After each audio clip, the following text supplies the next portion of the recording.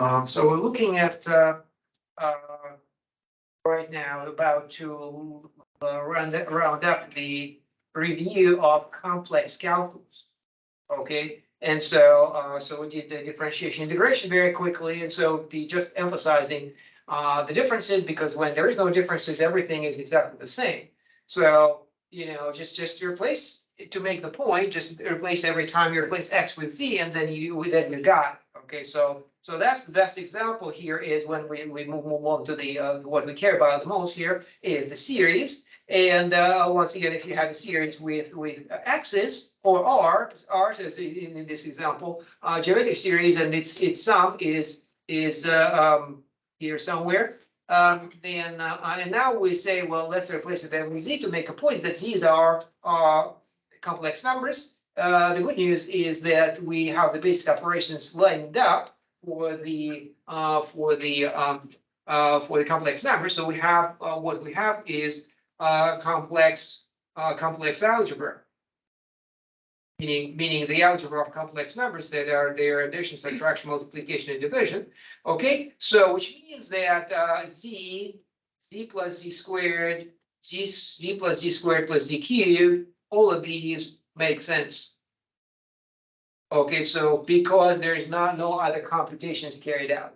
Okay, so naturally the right hand side also makes sense. If we apply the formula for the geometric series, it still makes sense. So that's not really much of an accomplishment. It becomes an accomplishment once we move on to functions that are not as simple as this. Okay, so like I said, once again, this function adds up to 0 over 1 minus z. So we could have computed it by hand. So this is still algebra.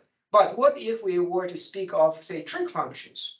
Okay, so the question becomes, how do we extend, say, trig functions or exponential function to the complex domain?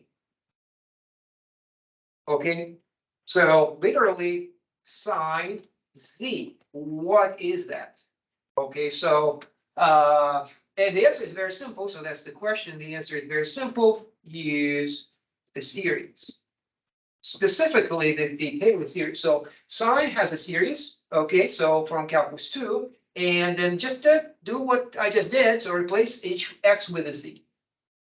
Okay, replace x x with z. Yeah. And so automatically, once again, as I said, if we're not trying to think of the series as a whole, but rather think of it as a construction, one step at a time, like this. So 1, 2, 3. So then at every stage, only the operations that you deal with of complex numbers are multiplication, division, subtraction, and so on. Okay, so we're not trying to understand what sine is. And remember, the sine is constructed, trig functions are constructed using the unit circle, and there's an angle. Remember, so that's just to make a point that how far we are away from where we were.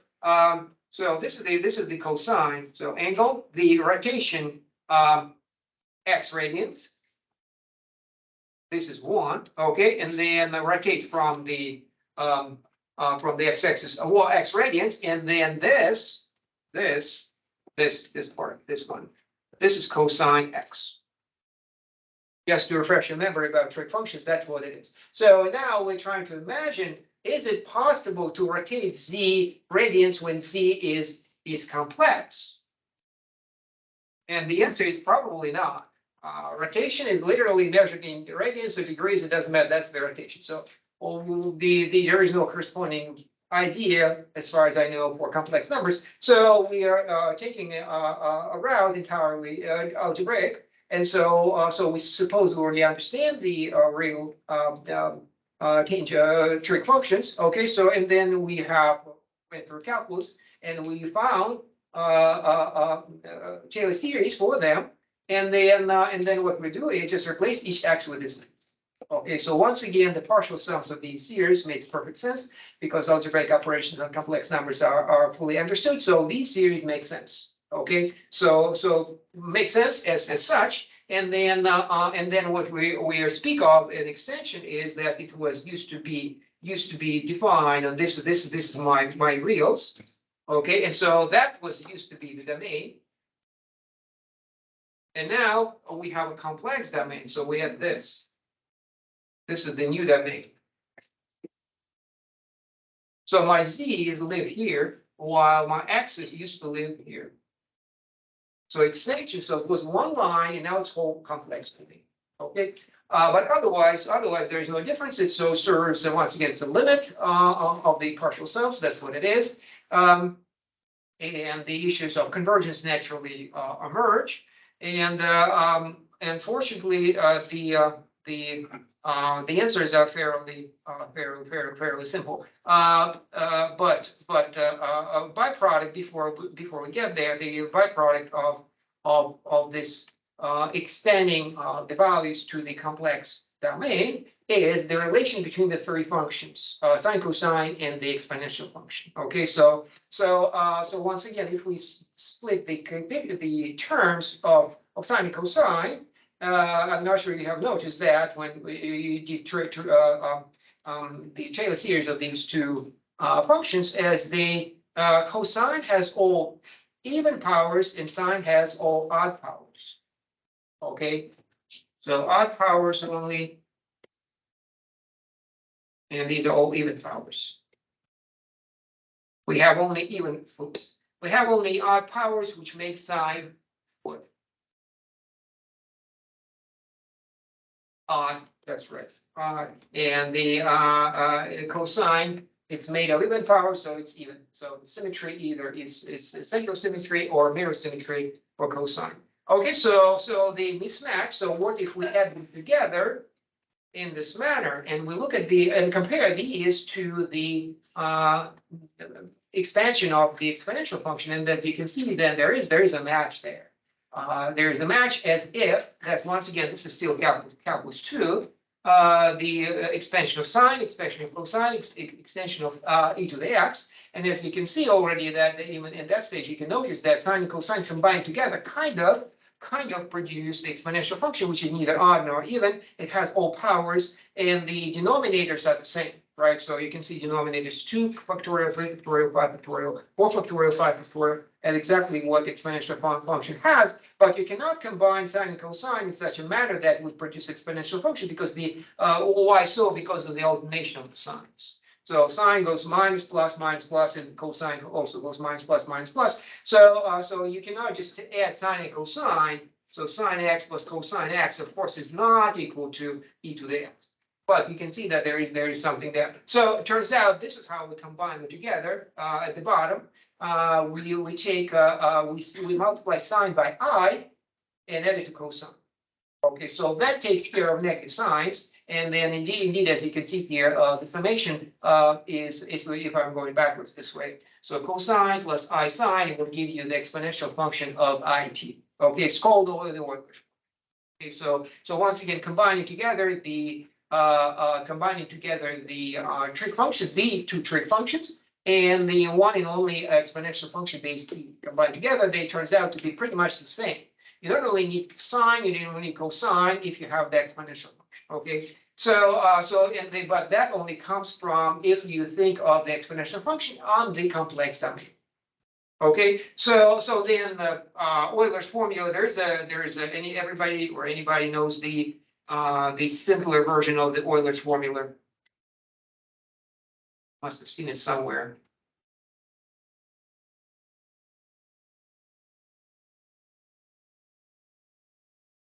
EI is equal to -1. So have you seen this formula? Well, if you haven't, that's where it comes from. So combining the I'm sorry, it's not I, so I need a fiber here. So indeed, if I plug in pi for t, so pi is equal to t. Let me just confirm here. If I plug in here pi equal to t, t is equal to pi, t is equal to pi, t is equal to pi, and then I have cosine pi is -1. Okay, so this is -1 and this is 0. cosine of pi is 0. So sine of pi is 0, and cosine of pi is -1. So indeed, if I plug in t equal pi, I'll end up with -1. So e negative pi is equal to ei pi is equal to -1. So that's the simplest version of Euler's formula. Okay. So as you can see, the things simplify as we don't have to deal with as many functions.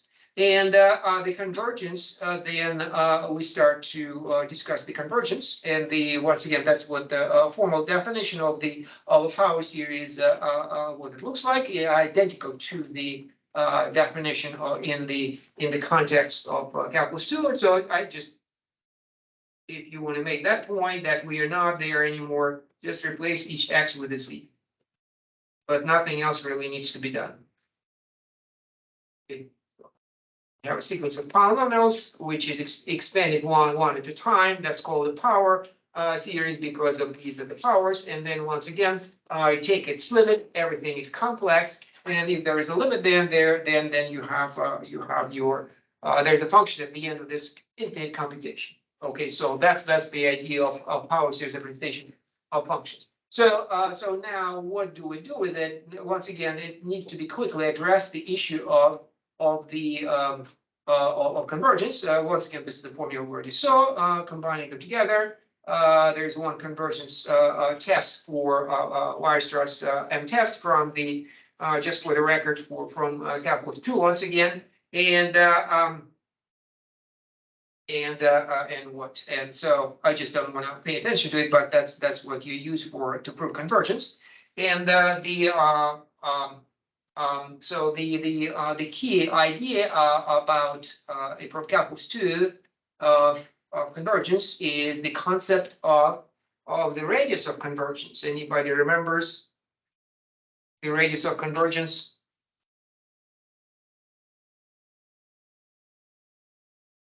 Well, it tells you the where convergence is happening. Okay, so this is say 0, and this is negative r, and this is r. Okay, so you have convergence. So let me mark it green. So this is good. That's convergence, good. And outside, divergence, bad. Divergence, bad. So power series are very simple. So if these are my x's. Okay, so once again, to refresh your memory about calculus 2, for some values there's a convergence. For some values of x, there is some convergence, and there is a, and for some there is no convergence. Okay, so if you close at 0, naturally, if you plug in z equal a over here, if I plug in z equal a, of course I have convergence, right? So that's not surprising. And so if I stay close to a, there is a chance that there is still convergence. But if I go too far away from a, there is divergence, and so that's bad. Okay, so naturally the idea is, I don't know if you were ever wondering why this is called R radius of convergence. Why do you think it's called the radius of convergence?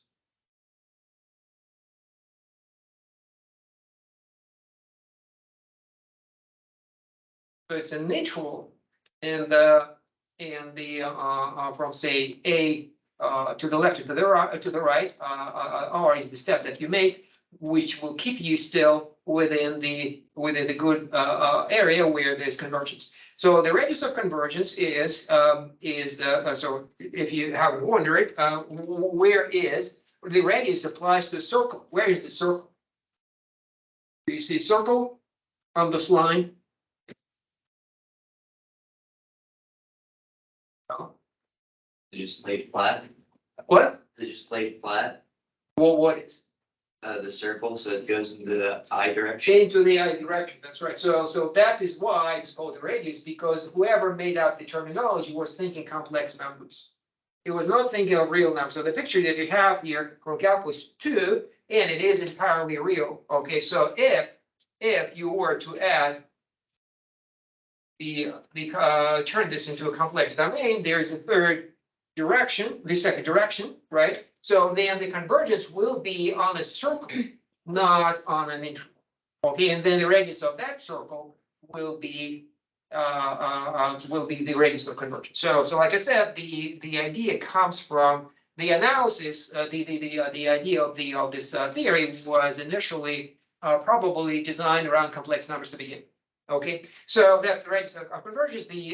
How do we determine it? The same way as in calculus 2, the distance to the closest point where we have divergence. Okay, so which could be infinite, and that it is the infinite case for these all three series. The more mainly interested in right now, sine, cosine, and exponential function, they converge everywhere. So the radii for these are both all three is infinite. Okay, so this once again, that's the picture. Now in the complex domain, the picture. So these are my reals. Okay, and so then if you want to see, then this is calculus 2. Okay, so that line, the x-axis, the axis is the calculus 2, the study of power series for real numbers. And so indeed the domain is the real numbers. If you concentrate on the convergence, then the convergence is the integral of convergence where it converges. And now as we are living on the complex plane, even though the idea is the same, now we have a circle, and inside of this circle we always have convergence according to this theorem, and outside of this circle we always have divergence. In the meantime, on the edge, it's indeterminate. You have to do it separately. So once again, the circle is a good picture, a good illustration of the idea. But once again, the trig functions, their series converge everywhere. Okay, so in other words, the radius of convergence is infinite, and it's not a circle or disk of convergence, but rather the whole plane. So these are the main ideas: sine, cosine, exponential function. The domain is everything. All complex domain is for these three functions. But for 1, 1 over x, this domain, the 1 over 1 minus x, the domain is the circle. Circle centered at 0 of radius 1, because this is my domain, this is my 0, and you know what x equal 1, the problem with this function is only 1 when x is equal to 1, real number. So this is the whole. This is the whole in the domain. If we look at this function, then this is the whole in the domain, which means that there's divergence there. That's what it is, the divergence, and therefore it means that the radius of convergence is equal to 1 because the distance is 1. Okay, so which means that this will be the radius of convergence equal to 1. The circle is the centered around 0 of radius 1. Okay, so all right, so okay, so finally getting to the point of the whole thing, and that's how we use differential equations to solve.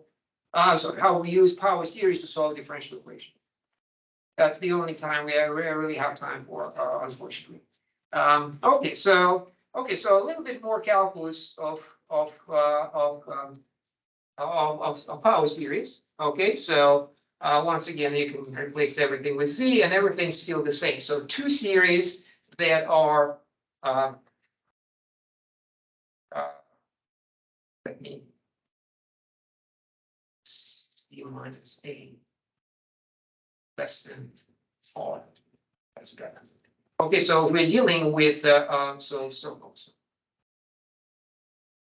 If we're dealing with complex numbers, then the facts remain the same, and that's number one. If the coefficients of your Taylor series are the same, then the function at the end of it is also the same. That's one would have guessed. So there is a unique representation of your function by a power series that works in for real numbers, for complex numbers as well. Okay, so if that is the case, then what is now neat thing about it? Now we can start to differentiate and integrate our functions without doing that to the function themselves, but rather to the series. And we integrate and differentiate them one term at a time.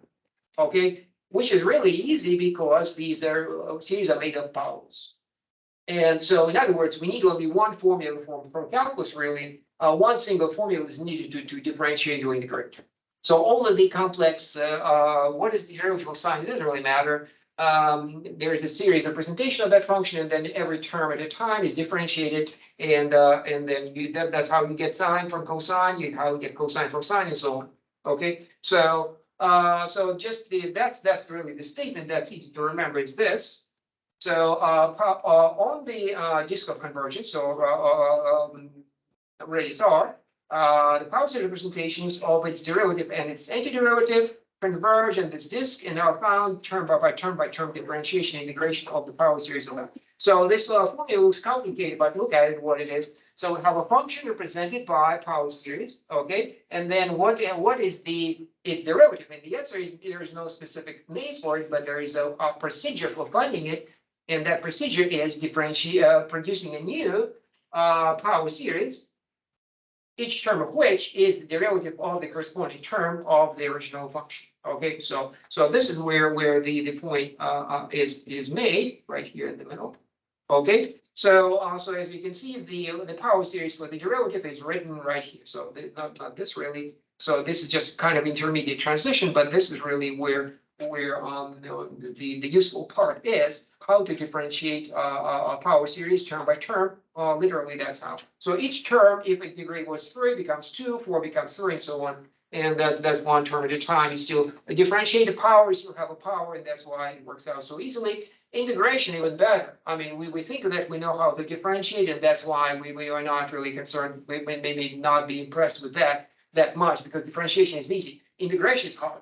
Okay, how do you integrate? Most of the time, we don't have no idea how, and sometimes it's simply impossible because there is no familiar function that we can use. But if we were to use power series, then that's okay. We replace our function with its power series, and then we can just term by term differentiate it and find its integral or integrate term by term, as you can see what this says, and then that gives you the new series of the new function. And so in other words, we really have calculus of power series, not of functions. So that kind of a loose bag of functions that came out from nowhere from all directions, and we deal with them haphazardly one at a time.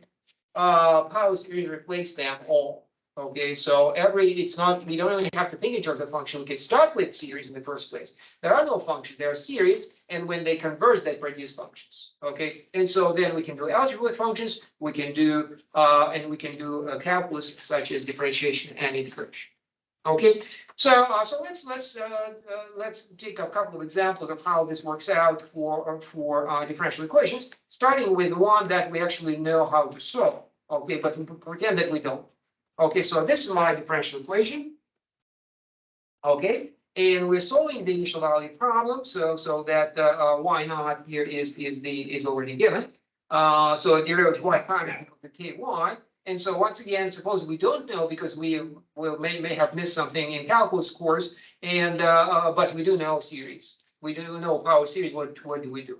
Like I said, we write the power series for y, but we don't know what y is. So we write it as you can see right here, just a generic power series with unspecified coefficients. Okay, so then to find the function y, all we need to do is to find these c's. So to solve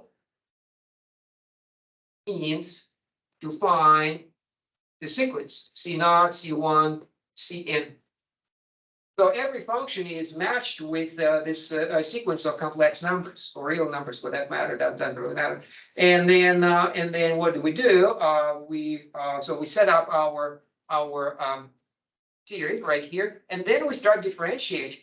We start differentiating it term by term, as you can see. So y and y prime, and now I'm using the theorem, and so c1 as c naught becomes 0.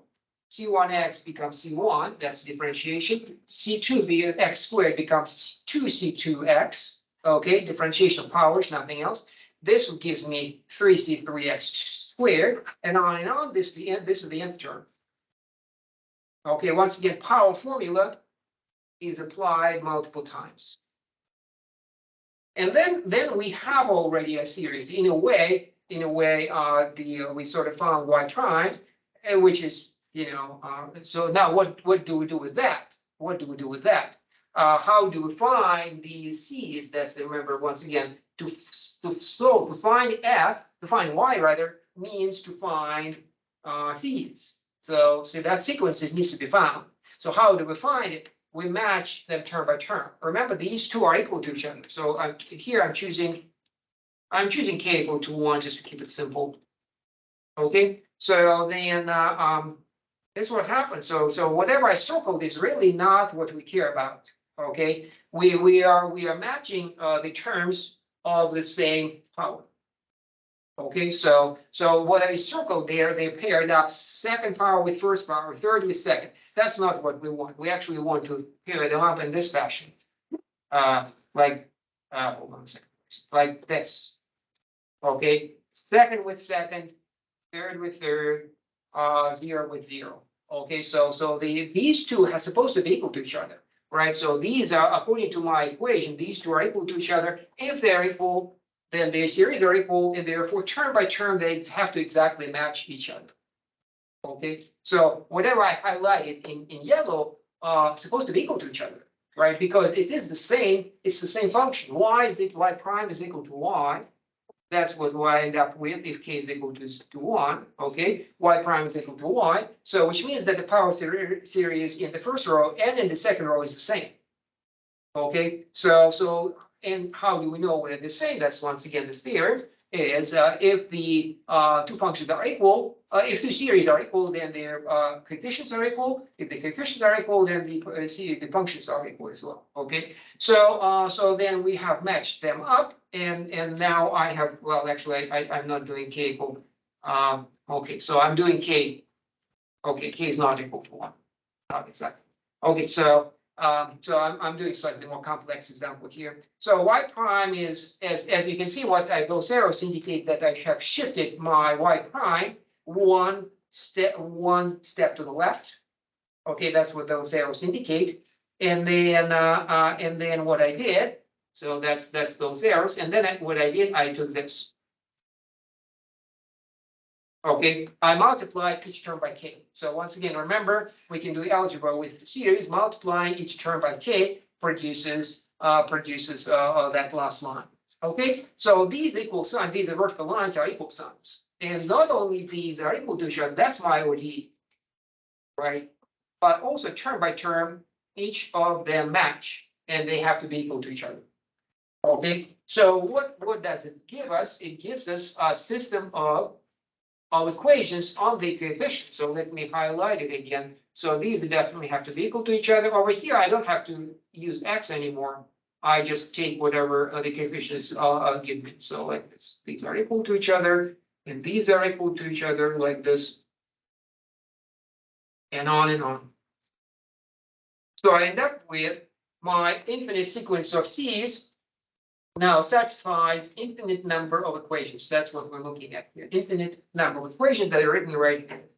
Okay, so I took what it's in yellow here and rewritten this here. Okay, so then the idea is we could find these C1, C2, C3 from these equations. Okay.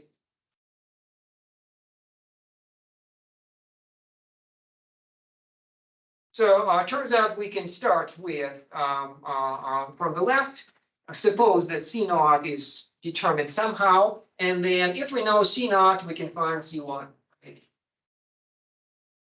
If we know C naught, we can find C1. If we know C1, we can find C2. Look at how it goes, right? Like this, on and on. So once again, look at it. I don't know, it looks too easy to see. So from C0 to C1, then from C1 is here, then I go to C2, then I use C2 over here to find C3, and we go on and on until an infinite sequence will produce for C's competing one. You can try to guess what the whole thing is, which we will do next, or you can stop when your approximation is good enough. Okay, so when approximation is good enough, if you are solving your differential equation approximately, then at some stage you will have enough your approximation sufficient for whatever reason you have, and then you just stop, and you have, instead of having having an infinite series, you have a polynomial, and that polynomial is an approximate solution to your differential equation. Okay, so that's the practically how it would happen, in practically speaking. Impractically, because it's so simple, we can actually carry out the separation into the infinity. And keeping long story short, that's what we end up with. As we can see, every time 2, 3, and 4, and then n, and then plus 1 appear one at a time, and altogether they just produce the factorial.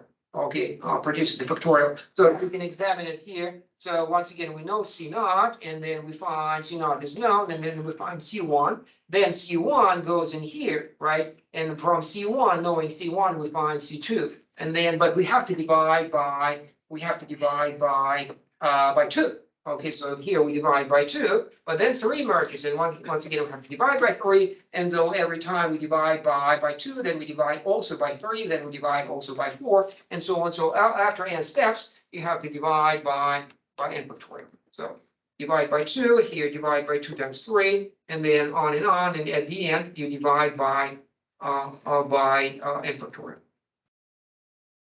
So everybody remembers what factorial is? Okay, so that's what this is. Okay, so and then so we have found it. Actually, this is probably worth mentioning. It's been a while since we did differential equations, unfortunately. So the initial condition of my initial value problem is here. So that's the second. They have a second half of my setup. So that's the value of y, which we're looking for at 0. And if we look at our representation, we know what it is. Right, if I plug in x equals 0, and that is 0, all the powers, wherever x is present, is 0, and I'm left with C naught. Okay, so then y naught is actually C naught is y naught and vice versa. Okay, so that's just how it starts. So just pure substitution. So then C naught has been identified, and therefore as we progress to C2, C3, C4, all of them will be once again the powers of k. As you can see, power of k grows here from k to k squared to k cubed, and then you just end up with the nth power. And so it is certainly not, the numerator looks like a geometric progression, right? This looks like a geometric, but it's not because of the denominator.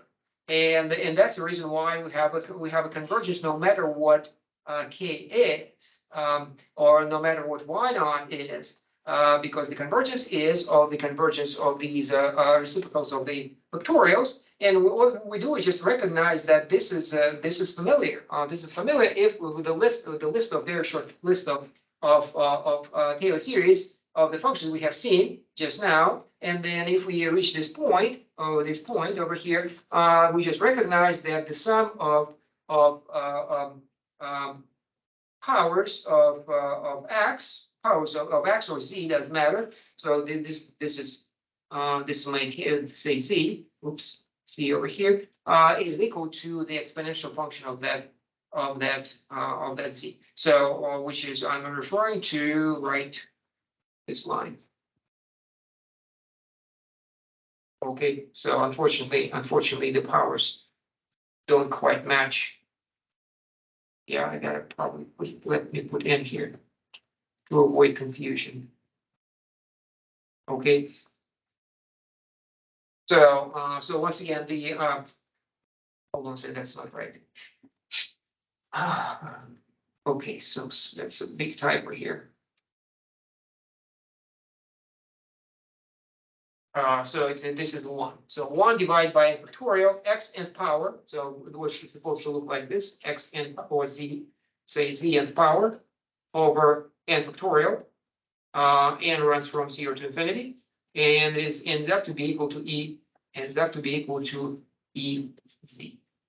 Okay, so that's the formula I'm referring to. Recognizing, so we see the series and we recognize it as the exponential function. Okay, so naturally, as I said, it's really the exponential function. This ends up to be just a name. This is just a name. by this point. The series are really what we're studying, and then we give some of these series that if they emerge often enough, we give them names. So we call this exponential function, we call this sine, we call this cosine, but ultimately the series are the ones that we're dealing with. Okay, so then what we have produced here, we have recovered the answer that we already knew to be the case. Okay, so we knew it to be the case, and so we knew that the differential equation, if you have recognized this in green over there, differential equation, it is the rate of change of y is proportional to y. It's a population growth. Okay, depending on k, and doesn't matter here, k positive or negative, that doesn't matter. You have an exponential growth, exponential decay. We have done this before. Exponential function was designed to satisfy this equation, as a matter of fact. So, and that's what we have. What we went through series. And then just for fun, this is the matrix of our linear operator, like this, of the linear operator of what that corresponds to the system of equations that we've got. Unfortunately, I missed this one. Unfortunately, it's not. How should I put it? Dot. Unfortunately, it's infinite. So we have looked at linear operators, and remember linear operators, what's the point of them? They are really solving differential equations. So ax is equal to, say, b, right? And then and you need to find x. We are exactly in the same place right here, except the problem is our linear operator has infinitely many x is an infinite string of numbers, and therefore my linear operator is actually infinitely large matrix. So which means that solving it is, generally speaking, is not possible all at once. Only under special circumstances it is possible, and that's what happened here. Okay. We recognition. So, but that's we've done this before. You know, when you integrate something, how do you know really that the answer is correct? Sometimes you just recognize I've done differentiation in the past, and so I know what the answer is supposed to be. So if you differentiate in the past and derivative of sine is cosine, then at some point, if you are to integrate cosine, you know that, well, the integral of cosine will be sine. So just from prior experience. Okay, so like I said, this is really just for to point out the link to what we're doing to this theory of linear operators that we've had, and because of so many zeros in my linear operators, that it is actually possible to solve the problem. It is a linear algebra problem, so it's to be clear, this is a linear algebra problem. Okay, so it was all possible to solve it not in any kind of fancy way, but simply by an iteration one at a time. So why? Because the interlink between these C's is very thin, and you can see what I mean by thin right here. The entries are all zeros except these on the main diagonal, and the rest of it just zeros.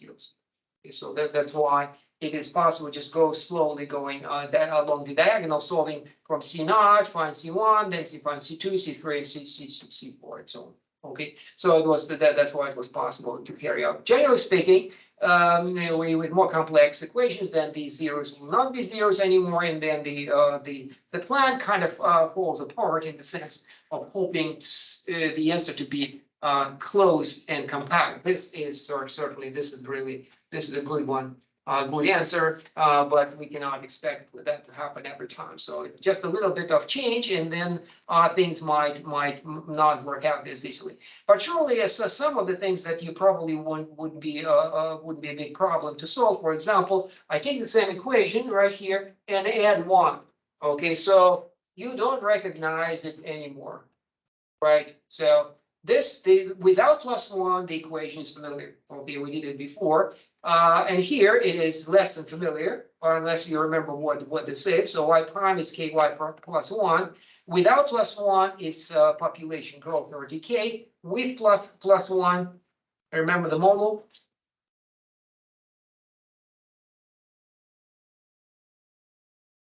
What +1 might indicate. If y the population, KY is the natural growth rate. And this might be what? Population, Is what? starting population. No, it's one every time. So every moment of time, there's plus one, plus one, plus one. Which is independent of the size of the population. So, so population either decay naturally or it is it dies naturally, and some one is bigger than the other. We have exponential growth or decay. But there, what's the other possibility? Remember, it's been a couple of months by now. We modified our model a little bit. Population, natural plus what? Kind of model. Some extra migration. Remember migration early on, we did it, we did a experimentation with it. Okay, so and then we did a little bit of a change of variables, to solve this problem by change of variables. So so as you can see, like I said, so every time, every moment of time, one is added, as if one person moves in every day, for example. Okay, so there is exponential growth. If k is positive, then you have exponential growth. But then on top of that, there is also people moving in regardless of the birth, right? So that is the constant migration, not just migration generally speaking, but constant in time. Okay, constant in time migration. Okay, so once again, you can plus or minus, really mathematically speaking, it doesn't make any difference. And then so the answer is still, if you don't remember the answer is kind of still exponential, but with a shift. We can, if you want to now modify, that's what this exercise is really, is to modify the example, modify the example here with this extra one, So I take let me quickly maybe point out what that we can see here. Okay, watch. Okay, so plus one, just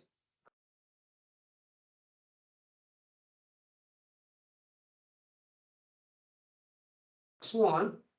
Okay, so plus one. So y prime is equal to ky plus one. Okay, so what is the difference in our analysis? Not huge. Okay, so this part is still the same. This part is still the same, right? Because that's our choice. We let y to be represented by this power series. Differentiation y prime also follows. The difference will be here. Plus one. Okay, so that's my differential equation is here, and so instead of ky at the bottom, I'll have ky plus one. What effect does it have?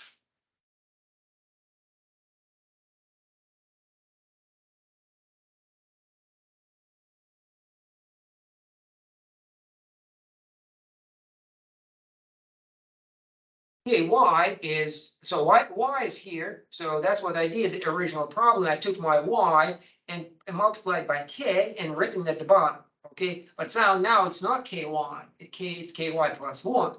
Okay, where does that one emerge?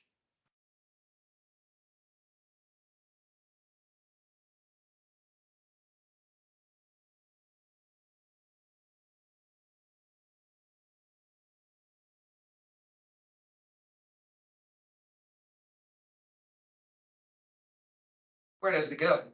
That plus one.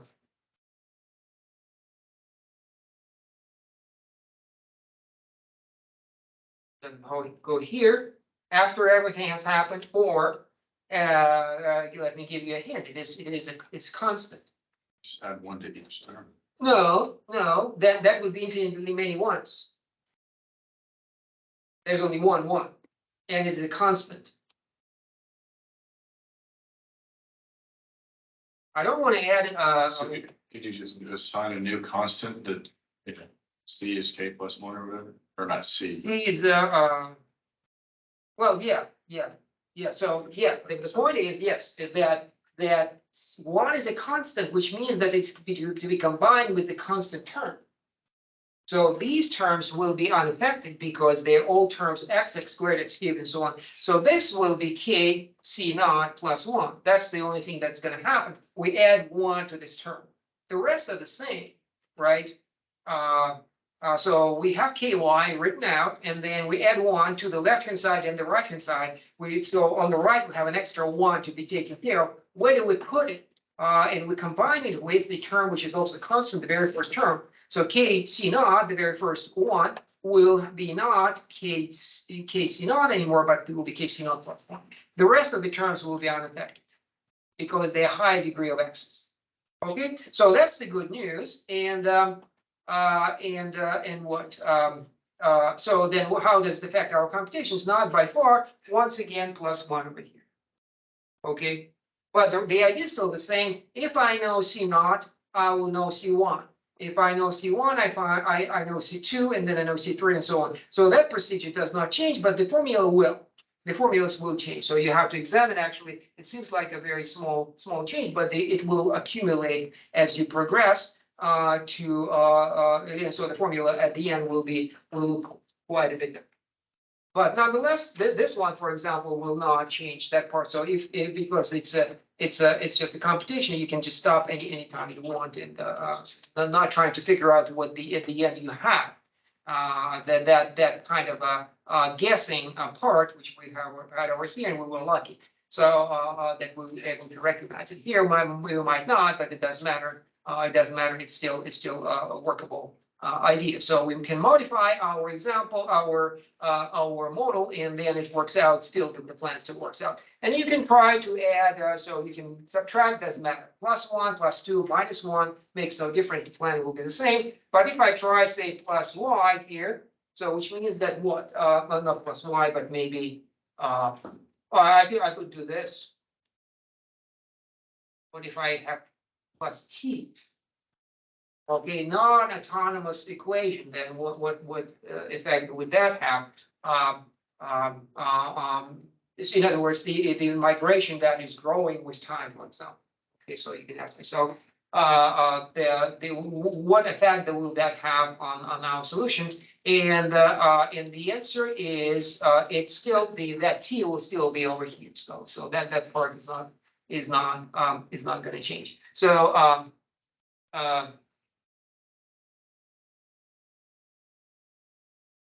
no, if it's not a t. It's not a t, even though we want to think of t as the time, stands for time, but it's really x. Okay, which in the case of complex variable will be complex. So in other words, the term will be right here. If you add x, then it will have to be combined with that term of x's. Okay, so that will modify the second equation instead of the first equation.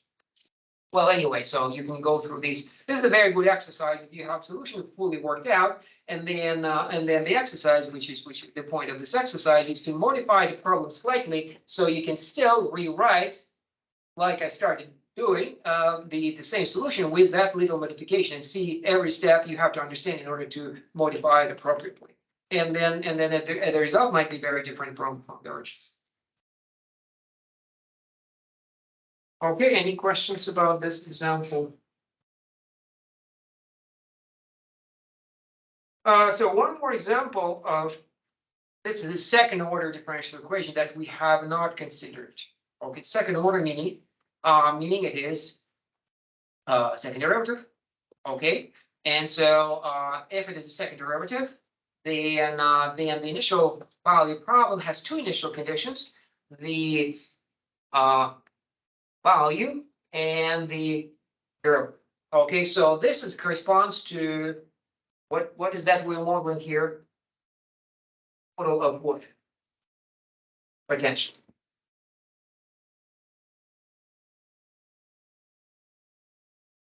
The second derivative, where does it emerge usually in modeling? What kind of situation is that? Acceleration. It is acceleration. So acceleration, or if you use Newton's ideas, that is the force. Okay, so then the force of your of affecting that motion is proportional to the negative location. Proportional to the negative location. You can figure out, so the basic idea, it is about motion, okay, but there's a specific idea of what motion, so if you deviate from zero to the right, you're being pushed to the left. And when you deviate to the left, it's pushed to the right. That's what the equation says. Okay, so doesn't matter. Mathematically speaking, it doesn't matter what we're modeling, and once we have solved the problem, we'll know what this model was modeled of, kind of upside down, but that's fine, just for practice. So the idea is still the same, except as the last example, except we're going to differentiate twice. That's all. Okay, so once again, this is my choice to name y, to represent y in terms of the unspecified power series. So that's the power series, just like last time. Then I differentiate it twice, producing two new power series. I differentiate it vertically, one at a time. For example, c2x squared becomes 2c2x, and then differentiate one more time, I have 2c2. Okay, so, and this is differentiation of cubes, and then differentiation of fourth power. And so the end result is my second derivative is a new power series, except you can see this is the constant term is here, but now my constant term is here. And this was a linear term is here, linear term is there. Okay, so it's a kind of a shift with a certain coefficient added to it. As you can see, the coefficients go 2, then 3 times 2, then 4 times 3, then 5 times 4, and so on. Okay, so you can guess where it is going. And now we take this, and once again, set it equal to -1. That's what my equation is. I take my equation here and write it right here. -y is the same coefficients as in the first row, but now with negative signs. And now, as you can see, what I did here with y double prime, it's a shift, because I need to align the terms constant with constant and linear with linear. Then I have to shift it. So once again, this is constant terms, linear terms, quadratic terms, cubic terms. Okay, and so once again, they align the powers. That's what I meant here, second power of x. And then, which means that once again, by our theorem, that the terms must be equal to each other one at a time. And I end up once again with a bunch of equations. Okay, so these are the equations that I derived here. So C naught, negative C naught is equal to 2C2. Negative C1 is equal to 6C3, and so on, so on, so on. And as you can see, the jump is not one ahead, but two ahead. So in the last example, one differentiation, and so C naught was, C1 was expressed in terms of C naught, right over here. Where is it? C naught was expressed into C1, C2 in terms of C1, in terms of the previous one, and we were able to proceed one step at a time forward, producing the equations for our linear system of equations. Here it is more complicated, but nonetheless, it's really not that different. The idea is still the same. If I know C naught, I'll find C2, and then entirely separately. So these are C1 and C3. Okay, so you see how these two boxes are separate. Because let me color it differently, say this one. Okay, so because from C naught I find C2, where do I proceed? I proceed over here. I know C2, I find C4, and then I keep on following the even terms. Okay, if I, however, go with C3 found from C1, I progress to the cubic. Okay, and so from C3 I'll find C5, and then from C5 I'll find C7, and on and on. So it's like two sequences linked to each other independently. Okay, so literally we have two equations to be found separately, and to be dealt with separately, just in contrast to the last example when you had one sequence. And here we have two, but nonetheless things work out pretty much in the same manner. So once again, as you can see, multiplication every time is accumulates in the denominator, right? So each time you have to divide by this coefficient here, and then it accumulates in the denominator. You end up with a factorial. Okay, so And once again, like I said, so this could be, might be enough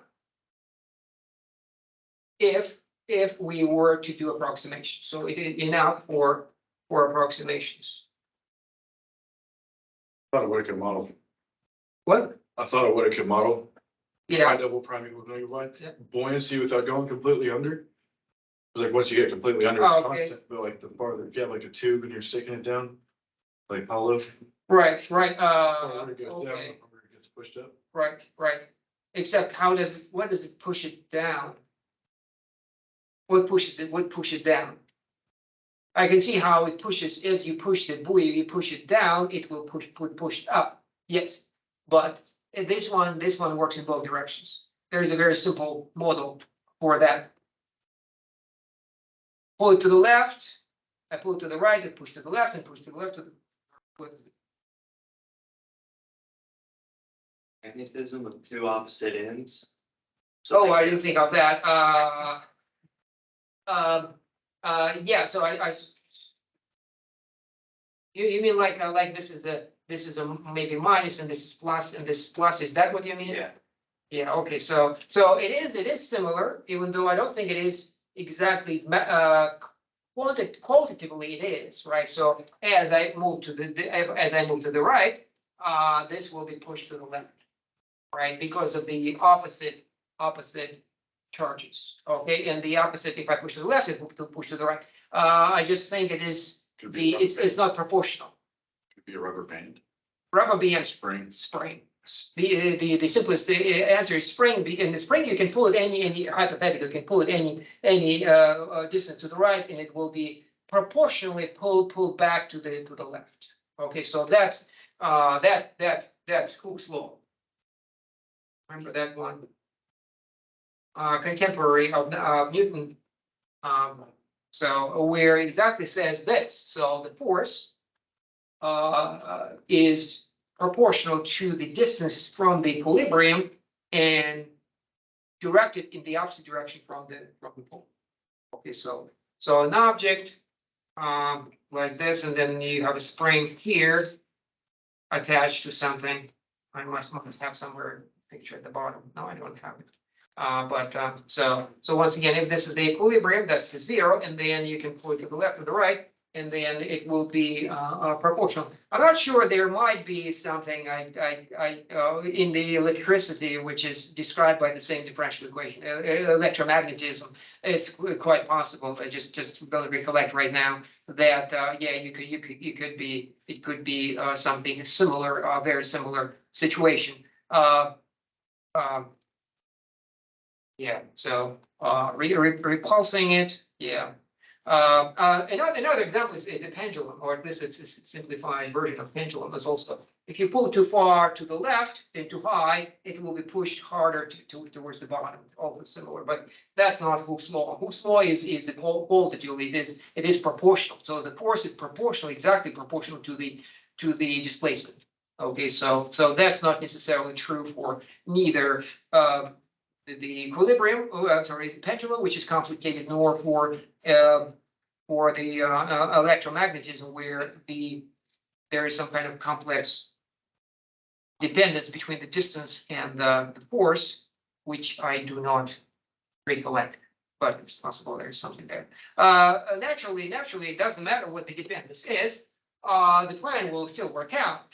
You still work out the y double prime somehow is expressed in terms of y. Okay, so I don't know, how about y cubed? What the difference would be? Well, surely it will be more complicated because of the dependence is non-linear, but surely it is. So if it was y cubed, then we would be in trouble, and I'm afraid. So imagine that instead of y, we had y cubed here, negative y cubed, say. So then over here, y cubed would be pretty hard to actually exhibit, right? Y cubed, instead of y, have y cubed. How do I take a cube of a series? It is possible, but it will become quite a bit complicated.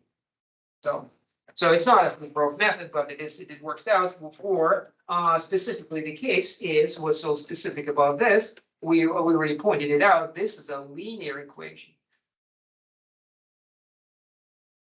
So on the right, the dependence on y is linear, and so that we limited ourselves quite a while ago to linear equations, at least be beyond dimension one.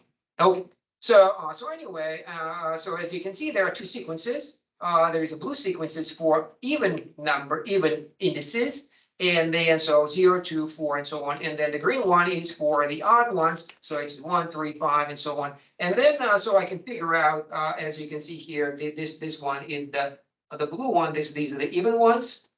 Okay, and so then it is at the end it is C naught plus or minus, unclear which one, depends on how many steps you have to make divide by the factorial. And then the same thing with which I do, yeah, so that's for the even one right here.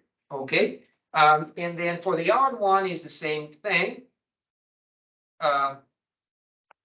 Okay, so what I chose to ignore the second sequence, which, yeah, so why did I ignore the second sequence? And what allows me to ignore the second sequence is if C1 is 0, I don't say it here, but C1 is equal to 0 over here. If it is 0, then we're done. So the second sequence will disappear. Okay, so in other words, velocity C1 or whatever v is equal to 0, right here. The initial velocity v naught right here. So if it were equal to 0, then so in other words, we are modeling a spring, but we release it. We pull it to location y naught. Okay, so we are off to y naught. This is y naught, and then we just release it, v naught equal to 0. We could push it. So the initial state of affairs is position and the initial position and initial velocity, and so we could choose not to give it any velocity just for simplicity's sake.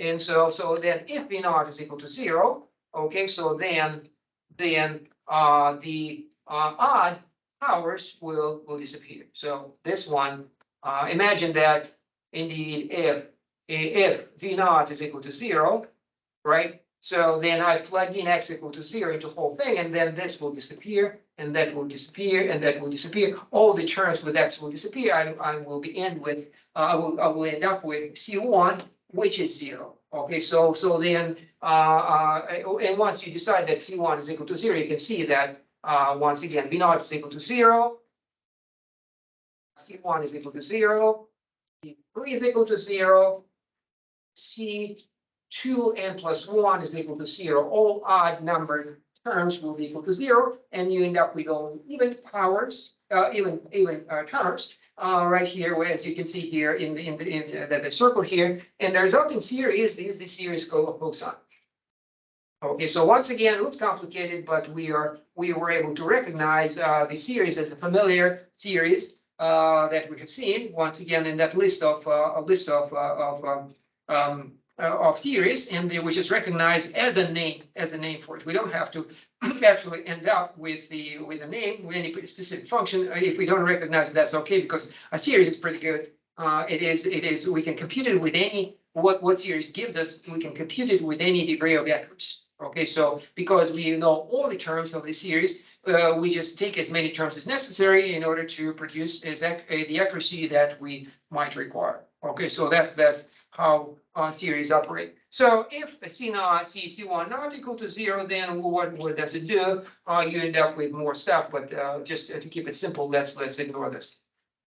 Okay, so when a velocity is not equal to 0, it is possible the model could, or what you're describing is the motion starts with a particular location of the origin, or on the origin, as a matter of fact, and then it's being pushed. So initial velocity is given, and then that contributes to the whole picture. But nonetheless, the answer will be a combination of sine and cosine. Combination of sine cosine. So that's the answer is no matter what, it's linear combination of sine and cosine. And so what the period is the same. So there, what is this? This is still a sinusoid. Remember the sinusoid. So it's a graph of sine shifted. Okay, that's all there is. So maybe with the no, hold on a second. No, the periodicity is 2 pi. Okay, so Let me just say 2 pi period.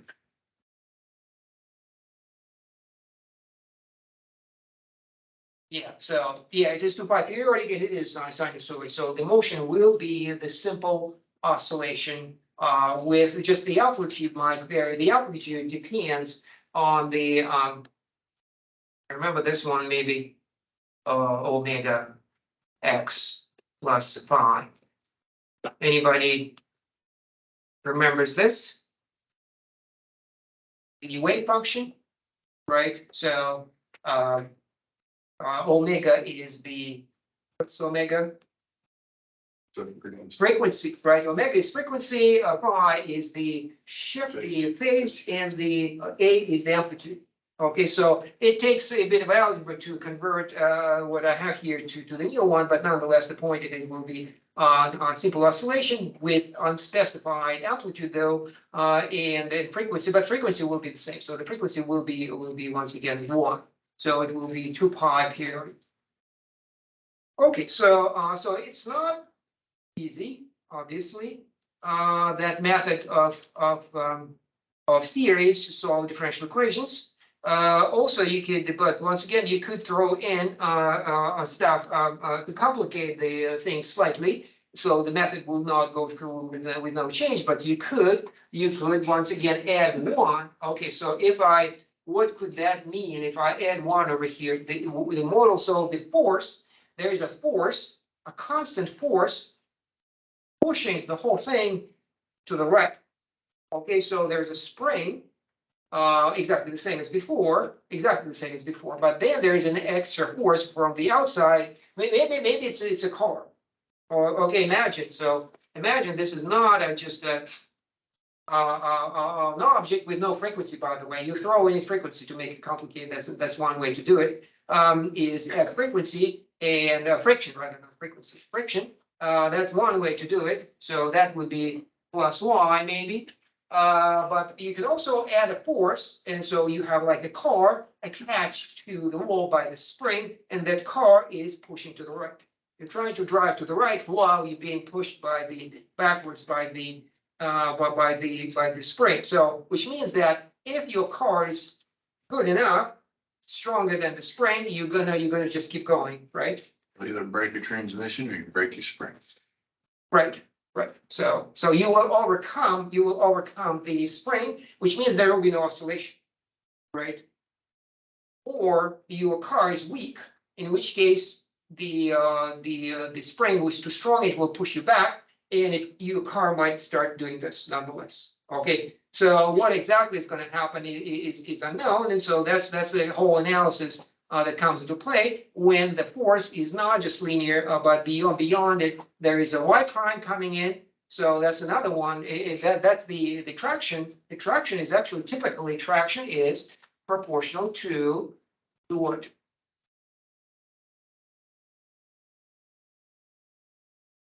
Usually traction proportional to the basic model.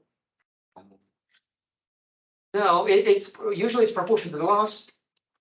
Right, the faster you go, the more friction you're dealing with, right? So which means that there will be plus y prime. The velocity is y prime, and so once again, so it's a similar situation. So you have a spring. There is no, sorry, it's not a car anymore, but you have a spring, you have an object, but it is on the surface, and then the surface has friction. And then once again, if the friction is strong enough, what's going to happen? The oscillation will do what? It will do this. Its swing will be decreasing on and on until it converges to a stationary location.